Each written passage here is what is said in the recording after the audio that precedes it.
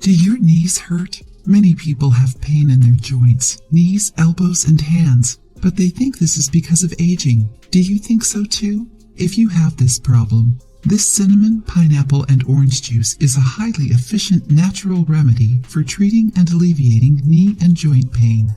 The vitamin C found in pineapple and orange is essential for the bones. Pineapple also contains big amounts of bromelain, an anti-inflammatory that helps with joint pains. Cinnamon helps the blood flow more efficiently through the body, and orange juice strengthens the ligaments and tendons. To make this drink, you will need 2 small cups of diced pineapple, 1 cup of rolled oats, 2 cups of water, 1 glass of orange juice, 1 cinnamon stick, raw honey, natural. Add the water and rolled oats to a pan and let them cook for a few minutes. After the oat is cooked, let it cool down. Add the oatmeal, orange juice, cinnamon, pineapple, and honey to a blender. Mix everything and add some water if you want the juice thinner.